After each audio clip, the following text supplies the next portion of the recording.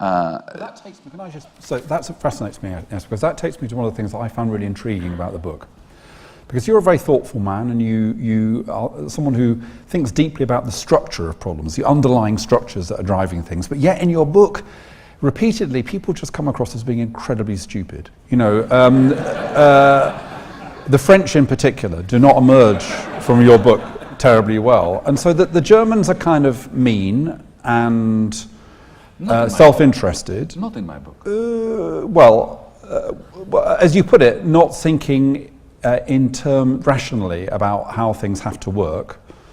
So thinking in narrow self-interested terms, perhaps. The French get it wrong. Everybody kind of makes...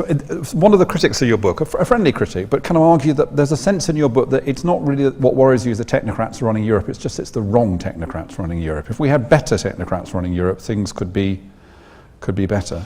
No, so what is the balance of the structural here? I take the first part of your argument, but not the second. I don't believe that technocrats could ever find a solution to this problem. This is a political problem and has to be sorted out politically. But the first part, look, there is no doubt, if you look at the last 5-6 years, that we've had a comedy of errors in the European Union. Every time our great and good leaders go together, they manage to outdo themselves at producing a major failure that managed to dwarf their previous failure. There's no doubt that there is a failure at the level of conceptualization. And if not, let's say that they were simply locked in a terrible kind of prisoner's dilemma that forced a terrible outcome upon them, but let's assume that they were very smart people who understood what was going on, then they have a moral responsibility to come out and say it. So we have to choose. Either they were morally defective or not particularly intelligent. But, you know, the idea that you give the largest loan in history to the most bankrupt of states and you expect this to end well does not... So what is it that drives it then? That's what I'm trying to get to. Because these are not stupid people. No, they're not stupid people. And they are generally publicly spirited people as well. But their salaries depend on not engaging too seriously with the facts. No, seriously. I believe that... So this is a systemic failure. And you have people who are... Look, let me put it this way to you. As proof that they're not stupid people. I'm trying to remember exactly when it happened. It was within 10 days after I assumed the finance ministry, and I happened to be in Brussels. And I had a long meeting with somebody quite high up in the Troika. I won't mention names, but it's not important, yeah, who it was. Somebody really high up, whose name you know, and it's in the news and all that.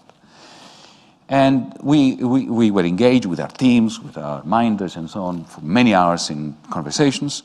And this is now after midnight. We were having a tete-a-tete, a private drink, just to wrap up the day. And I was astounded to hear the following. This person says to me, you know, Yanis, your analysis is, of course, correct. This thing can't work. This thing was the program that they were trying to impose upon us. The previous program which they wanted us to carry on implementing. Get the significance of the sentence. This thing can't possibly work. Not it's difficult to make it work. It can't possibly work. It's like squaring the circle. It can't be done. It's not a question of how, you know, your willpower. Yeah? The next sentence. But we have invested huge political capital in it. So we cannot go back. And then the killer sentence. Looking at me and pointing at me. Your credibility, my credibility as a finance minister of Greece, depends on you accepting it. There. That's the answer that you get. But the question is, why did they end up investing so much political capital in something they know deep down can't work? And why are they extending and pretending? Well, and that's what the book is about. Finding this, the key to this question in the DNA, in the way that the European Union was constructed, and then created a process that acquired its own spirit, esprit, and logic. And then those who are caught up as bureaucrats, as politicians in it, they have to make a choice that Larry Summers put to me beautifully when I was in Washington. I'm giving you all these anecdotes down. Because I learned in 5 months I had this roller coaster ride, and I learned a lot from these people. So another after midnight chat with Larry Summers over a glass of whiskey, I remember that. He said to me, he was actually on my side, he was one of my advisors. Yes, I know, Larry Summers. Anyway. He was extremely nice to me.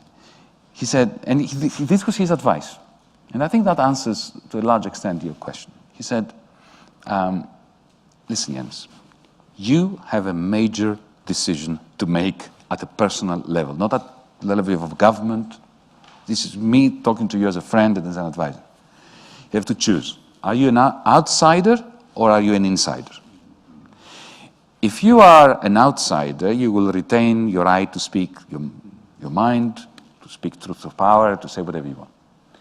If you're an insider, you get an opportunity to participate in decision making. But there is a price to pay. Insiders cannot criticize other insiders. This is your choice. And I think that those whom we were discussing, it's not that they're stupid people, but they're insiders. So when they see that the process that they are party to is running out of control, they can talk to other insiders about this, but they can't talk to an audience like this, and they cannot allow their policies to be influenced by their rational thinking.